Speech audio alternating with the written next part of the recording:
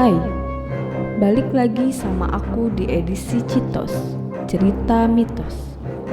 Buat kalian, jangan coba-coba untuk nonton sendirian, apalagi buat yang jomblo. Tapi sebelum lanjut, jangan lupa like, comment, and subscribe.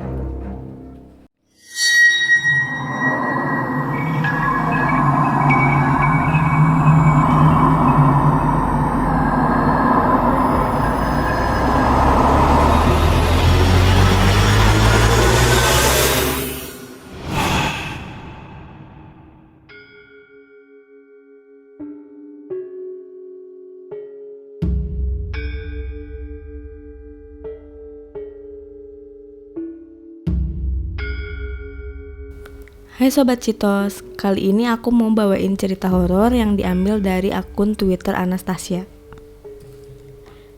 Cerita ini merupakan cerita seorang pramugari yang dulu pernah tinggal di kosan dekat sebuah maskapai. Saya punya kejadian yang tidak terlupakan mengenai mes kru maskapai itu. Sebut saja saya Dian. Saat musibah itu terjadi, saya sedang ngekos di dekat mes mereka. Dan setiap kali saya mengingat peristiwa itu, pasti saya merinding, seolah-olah kejadian itu masih terjadi di dekat saya. Saat itu, saya ngekos di area itu karena saya sedang menjalani training upgrading menjadi flight attendant 1 yang orang awam kenal sebagai senior awak kabin. Saya mendengar jatuhnya pesawat itu ketika sedang berada di kelas training. Kami merasa prihatin dengan kejadian itu, apalagi beberapa rekan saya mengenal salah satu pramugari yang terbang saat itu. Setelah pulang dari tempat training, saya mandi dan sholat maghrib. Saya dan teman-teman kos sedang makan malam di ruang depan kosan ketika mendengar suara ramai-ramai dari mes maskapai yang baru saja jatuh. Terdengar suara jeritan dan raungan orang menangis yang sangat kencang. Suara itu suara manusia, tapi terdengar sangat menyayat hati sekaligus juga menyeramkan. Merasa penasaran, saya dan teman-teman di kosan pergi melihat ke mes maskapai itu. Sampai di depan mes, kami mendengar banyak suara orang menangis. Meski tangisan dan jeritan itu membuat kami merinding, tapi kami tidak ambil pusing, karena kami pikir saat itu mungkin mereka sedang berduka kehilangan teman mereka. Tangisan dan jeritan itu tidak kunjung berhenti. Sampai akhirnya, karena lelah saya tertidur dan tidak tahu sampai jam berapa suara jeritan dan tangisan itu berlangsung. Keesokan harinya, menjelang sholat Isya, saya mendengar lagi keributan dari dekat kosan saya. Ribut apa lagi ya itu? Apa mereka masih menangis karena berduka? Pikir saya waktu itu. Dan ketika teman kosan saya kembali mengajak untuk melihat apa yang terjadi, saya pun ikut. Saat kami tiba di depan mes, pesuruh mes sedang terburu-buru mengantar seorang bapak tua. Pesuruh itu tidak ikut masuk ke dalam mes. Ia menunggu dekat dengan kami berdiri. Walaupun kami tidak akrab dengannya, tapi pesuruh mes itu tahu kalau kami pramugari maskapai sebelah yang tinggal di blok seberang. Jadi kami pun tidak sungkan bertanya padanya. Dan karena ingin tahu juga, teman kosan saya pun bertanya, "Ada apa pak? Kok sudah 2 hari jerit-jerit dan nangis-nangis terus di dalam?" Iya neng," pesuruh mes merasa ragu. Lalu ketika mendengar jeritan panjang dari dalam mes, ia kembali melanjutkan, Merinding banget saya." "Kenapa merinding pak?" "Tapi ini rahasia ya neng, jangan kasih tahu siapa-siapa, apalagi wartawan." "Memangnya ada apa pak sebenarnya?" tanyaku juga. "Jadi begini neng, sudah 2 hari ini mes ini diganggu hantu." "Hah? Diganggu hantu pak?" "Jadi mulanya begini neng, kemarin kan saya rapi-rapi kamar pramugari yang jatuh itu. Lalu pak, ada yang aneh neng. Waktu saya masuk ke dalam kamar, kamarnya becek, kayak ada bocor gitu. Tapi seingat saya kan kemarin tuh gak hujan. Saya cek lagi mungkin ada kebocoran air dari mana, tapi gak ada kebocoran sama sekali." "Kok aneh ya pak?" tanya teman-teman kosanku berkerut dahi. Nah, yang lebih anehnya lagi, kok kamarnya bau amis, kayak bau ikan busuk gitu. "Apa mungkin ada bangkai pak di kamarnya?"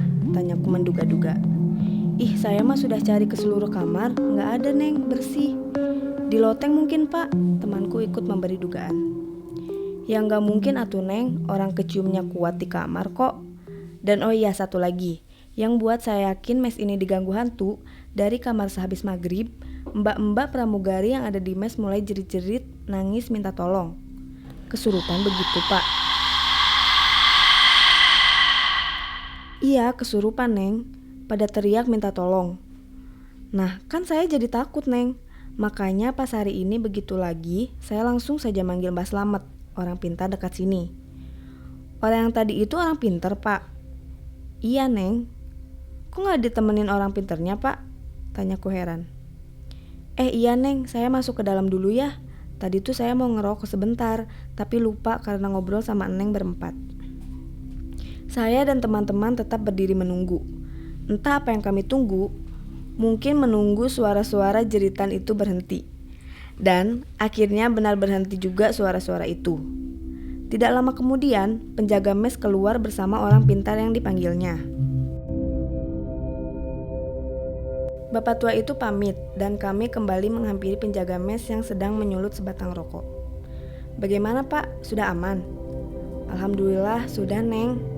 Apa katanya pak? Benar ada gangguan Neng. Hantu pak. Menurut Mbak Slamet, pramugari yang punya kamar itu lagi suka-sukanya terbang. Jadi saya diminta siapin satu set seragam ditaruh bersama satu tangkai bunga mawar di atas tempat tidurnya. Disuruh juga taruh satu koper terbang baru di kamar. Setelah mendengar penjelasan itu, kami berpikir, apa benar semua itu bisa menghentikan jeritan dan tangisan orang-orang yang menghuni mes itu? Keesokan harinya, setelah selesai training, saya dan teman-teman di kosan berkumpul membicarakan kejadian kemarin malam. Berarti benar ya kata orang pintar itu ada yang ganggu di mes. Terus pas diturutin benar, orang-orang di mes seberang gak lagi diganggu. Iya, katanya sekarang bau amis di kamarnya hilang dan gak pernah ada becek-becek air lagi di kamar pramugari itu. Allah, itu mungkin suges aja. Jadi karena sugestinya gangguan akan berhenti dengan syarat-syarat dipenuhi, makanya mereka enggak lagi takut dan enggak lagi jerit-jerit nangis lagi. Terus bagaimana jelasin becek-becek air di kamar dan bau amis itu? Ya mungkin kemarin ada yang bocor, jadi kamarnya bau. Saya hanya diam saja ketika teman-teman di kosan memperdebatkan opini mana yang benar dan lebih masuk akal. Satu yang pasti suara jeritan dan tangisan itu nyata dan kami mendengarnya dengan sangat jelas. Seperti suara jeritan yang melolong takut dan ingin meminta tolong.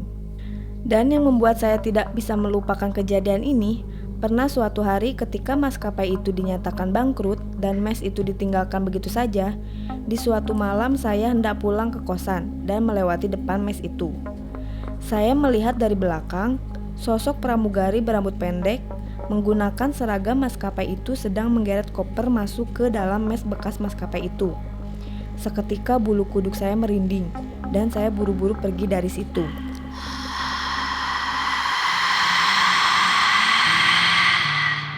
Saya berpikir bahwa setelah Mbak Slamet minta ditaruhi ini itu waktu itu, kok masih saja ada penampakan malam itu? Berarti benar kata guru ngaji saya. Sebenarnya manusia yang sudah berpulang itu sudah tenang di alamnya, dan yang menyerupai mereka adalah setan, jin, dan sebangsanya.